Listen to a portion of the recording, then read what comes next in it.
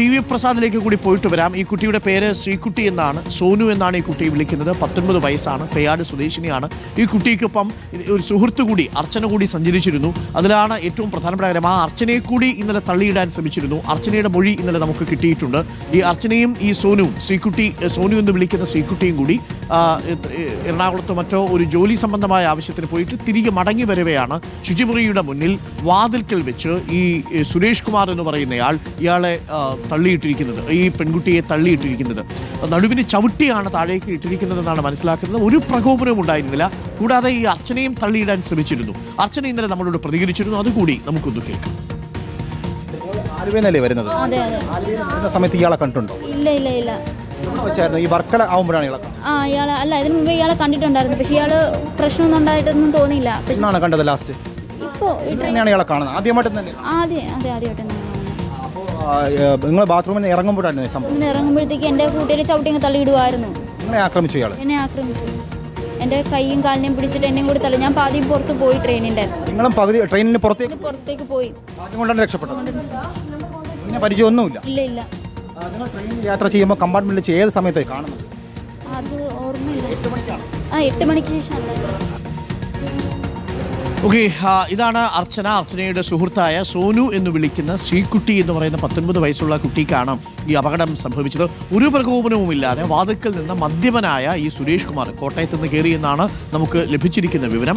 ഇയാൾ ഇപ്പോൾ കുറ്റം സമ്മതിച്ചിട്ടുണ്ട് എന്നുള്ളതാണ്. നമുക്ക് ഈ സുരേഷ് കുമാർ ഉള്ള പോലീസ് സ്റ്റേഷനിലേക്ക് പോകാം. അതിനു മുമ്പ് ടി വി പ്രസാദ് ആശുപത്രിയിൽ നിന്ന് ചേരുന്നുണ്ട്. എന്താണ് ഈ കുട്ടിയുടെ അവസ്ഥ എന്ന് നമുക്കൊന്ന് പരിശോധിച്ചു വരാം. T V Prasad, good morning. T V Prasad, ഇപ്പോൾ ഈ കുട്ടിയുടെ അവസ്ഥ എന്താണ്? 48 മണിക്കൂർ നിരീക്ഷണത്തിലാണെന്ന് അറിയുന്നു. പക്ഷേ അപകടാവസ്ഥ തരണം ചെയ്തു എന്നല്ലേ നമ്മൾ മനസ്സിലാക്കുന്നത്? T V Prasad, good morning. Good morning Arun. Good morning. പൂർണ്ണമായി തരണം ചെയ്തു എന്ന് പറയാൻ കഴിയില്ല. പക്ഷേ ഉണ്ടായ ഒരു ഡെവലപ്മെന്റ് എന്ന് പറയുന്നത്, ഇന്നലെ കൊണ്ടുവന്ന ഉടനെ തന്നെ വെന്റിലേറ്ററിലേക്കാണ് പ്രവേശിപ്പിച്ചത്. പക്ഷേ ഇന്നലെ രാത്രി വൈകി വെന്റിലേറ്ററിൽ നിന്ന് മാറ്റി സർജറി ICUവിലേക്ക് മാറ്റിയിട്ടുണ്ട് എന്നുള്ളതാണ്. പക്ഷേ 48 മണിക്കൂർ നിരീക്ഷണമാണ് ഡോക്ടർമാർ പറഞ്ഞിരിക്കുന്നത്. മാത്രമല്ല ശക്തമായ വീഴ്ചയാണ് ഉണ്ടായിരിക്കുന്നത് എന്നുള്ളത് കൊണ്ട് തന്നെ ഈ ആന്തരിക രക്തസ്രാവം, അതുപോലെ തന്നെ മറ്റേതെങ്കിലും രീതിയിൽ ജീവൻ അപകടപ്പെടുത്തുന്ന രീതിയിലുള്ള സംഭവങ്ങൾ ഉണ്ടോ എന്ന് നിരീക്ഷിച്ച് വരികയാണ് ഡോക്ടർമാർ എന്നുള്ളതാണ് മനസ്സിലാക്കുന്നത്.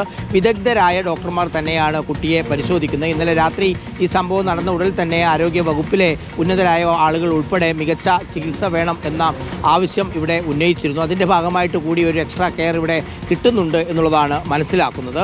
എന്തായാലും ആരോഗ്യനിലയിൽ നേരിയ പുരോഗതി എന്നൊന്നും പറയാൻ കഴിയില്ലെങ്കിലും ആ സമയത്തുണ്ടായ ഒരു അപകടനില തരണം ചെയ്തു എന്നാണ് മനസ്സിലാക്കുന്നത്.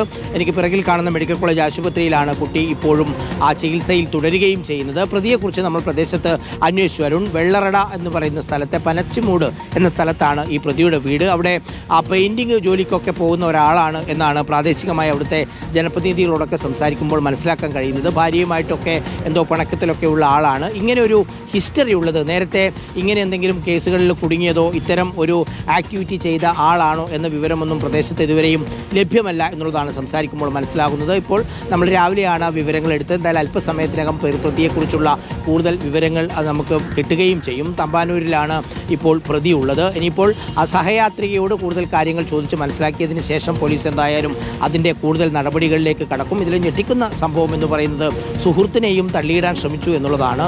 ഒരു പ്രകോപനവും ഇല്ലാതെയാണ് ഇതുണ്ടായത് എന്നുള്ളതാണ് പറയുന്നത്. പക്ഷേ ചില യാത്രക്കാരിൽ നിന്ന് പോലീസ് മനസ്സിലാക്കുന്നത് അമിതമായി മദ്യപിച്ചത് ഈ പെൺകുട്ടികൾക്ക് എന്തോ ഇയാൾ ബുദ്ധിമുട്ടുണ്ടാക്കുന്ന രീതിയിൽ പറഞ്ഞപ്പോൾ എന്തോ തിരിച്ചു പറഞ്ഞു, ആ രീതിയിലുള്ള ഒരു സംസാരവും വരുന്നുണ്ട്. ഒരുപക്ഷെ അതിലുള്ള പ്രകോപനമായിരിക്കാം ഉണ്ടായത് എന്നുള്ളതാണ്. ഇപ്പോൾ ട്രാക്കിലേക്ക് വീണ പെൺകുട്ടിയുടെ നടുവിനാണ് ചവിട്ടിയത് എന്നാണ് ചില യാത്രക്കാർ പോലീസിന് കൊടുത്തിരിക്കുന്ന മൊഴി. നടുവിന് ചവിട്ടിയതോടുകൂടി വലിയ ശക്തിയിൽ താഴേക്ക് അടിച്ചു വീഴുകയായിരുന്നു, കരിങ്കലിലേക്ക് അടിച്ചു വീഴുകയായിരുന്നു എന്നുള്ളതാണ് മനസ്സിലാക്കാൻ കഴിയുന്നത്.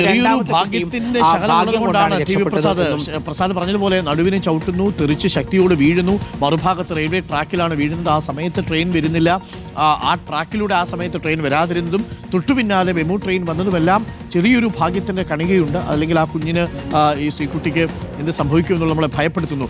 ടി വി പ്രസാദ് തുടരണം. ഞാനൊന്ന് തമ്പാനൂർ റെയിൽവേ പോലീസ് സ്റ്റേഷനിലേക്ക് ഒന്ന് പോകുന്നു. അവിടെയാണ് ഇപ്പോൾ പ്രതിയുള്ളത്. നമ്മൾക്കൊപ്പം ആഷ്യൻ ഡിയാഗോ ഉണ്ട്. ആഷ്യൻ ഡിയാഗോ, ഗുഡ് മോർണിംഗ്. ആഷ്യൻ ഡിയാഗോ, പ്രതി കുറ്റം സമ്മതിച്ചു എന്നാണ് അറിയാൻ സാധിക്കുന്നത്. അങ്ങനെ ചില സൂചനകളുണ്ട്. എല്ലാ സാക്ഷിമൊഴികളും ഈ പ്രതി കുറ്റം ചെയ്തത് ശരിവയ്ക്കുകയും ചെയ്യുന്നുണ്ട്. എങ്ങനെയാണത് സംഭവിച്ചത് എന്നുള്ളത്, ശുചിമുറിയുടെ സമീപത്ത് നിന്നും ഈ പെൺകുട്ടികൾ രണ്ടുപേരും അർച്ചനയും ശ്രീകുട്ടിയും വരുന്ന സമയത്താണ് അവിടെ നിന്ന് ഇയാൾ മദ്യപിച്ച് പ്രകോപനപരമായ രീതിയിൽ സംസാരിക്കുന്നത്. അത് മോശമാണ് എന്ന് മറ്റോ പറയുന്ന സമയത്ത് നടുവിനൊരൊറ്റ ചവിട്ടായിരുന്നു. ഈ കുട്ടി പോയി വീഴുകയാണ് ഉണ്ടായത്. കസ്റ്റഡിയിൽ എടുക്കുമ്പോൾ ഇയാൾ അക്രമാസക്തനായി എന്നാണ് നമ്മൾ ഇന്നലെയും റിപ്പോർട്ട് ചെയ്തിരുന്നത്. പിന്നീട് പോലീസ് ഇയാളെ കൃത്യമായി ചോദ്യം ചെയ്തപ്പോൾ കുറ്റം സമ്മതിച്ചു എന്നാണ് അറിയാൻ സാധിക്കുന്നത്. അയാൾ ഇപ്പോഴും അശ്വിൻ നിൽക്കുന്ന ഈ പോലീസ് സ്റ്റേഷനിലുണ്ടോ?